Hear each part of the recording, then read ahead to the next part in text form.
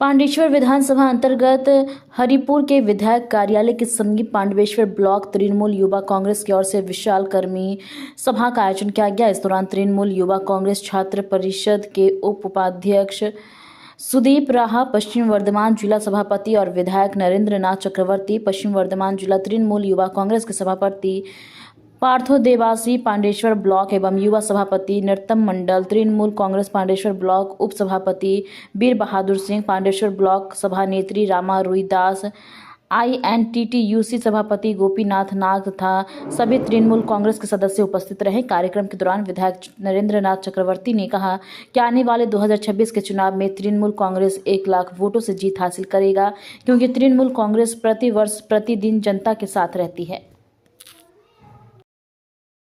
আপনারা গোটা পান্ডবেশ্বর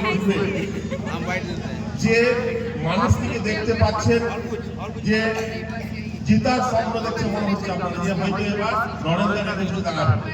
আমি বলছি, আমার কাছে বিশেষ সূত্রের খবর, বিজেপি পশ্চিম বর্ধমানে তাদের ক্যালকুলেশন যে 1, 2, 3 করে যে কয়েকটি আসন তৃণমূল জিততে পারে, তার মধ্যে 1, 2, 3 এর মধ্যে পান্ডবেশ্বর। তাই এই বিধানসভাতে যাকে আমরা মনে করছি যে পান্ডবেশ্বর দাঁড়াতে পারে, বিভিন্ন জায়গায় ঘুরে বেড়াচ্ছে, সে দলের কাছে হাত জোর করে বলেছে পান্ডবেশ্বরে আমাকে বাদ দিয়ে অন্য কোথাও দেওয়া হবে।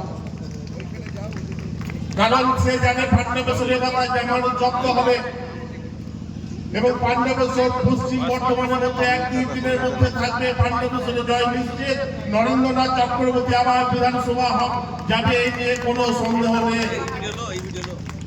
তাই চিহ্নিত করে রাখো যে সমস্ত যারা দলের খেয়ে, যারা অন্যদিকে কথা বলছে, যারা ওই গদ্দারের সাথে যোগাযোগ রাখছে দলে দলে, তাদেরকে চিহ্নিত করে রাখুন। 26-এর পর সব দেখা হবে।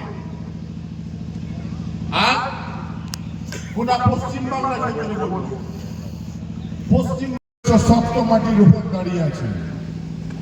आप किसी को पैसा देके फीडिंग करना है तो हमारे जो बिहारी भाई लोग हैं वो लोग को बोलेगा तेल पिलाओ लाठी खिलाओ, मूर्खस्व लट्ठा औषधि। এবারে কিন্তু এই ওষুধ দেওয়া হবে, একদম বলছি।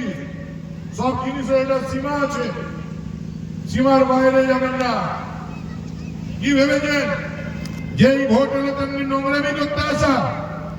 আরে যদি মরদের বাচ্চা হতো তাহলে তৃণমূল কংগ্রেস ছেলে পালাতো না। আমরা তো বুক ঠুকে বলছি, এই মাঠে অন্তত 2000 ছেলে বসে আছে, একটা ছেলেও মমতা বন্দ্যোপাধ্যায়কে ছেড়ে যাবে না। আর 2021-এ যারা বেইমানি করেছিল আমরা কিন্তু তাদের ভুলিনি। আমাদের খাতায় তাদের নাম লেখা আছে, আমাদের আইবি থেকে রিপোর্ট নেওয়া আছে, সবার উপর নজর আছে। আর তৃণমূলের ভোট বেইমানদের হাতে থাকে না, তৃণমূলের ভোট মানুষের হাতে থাকে।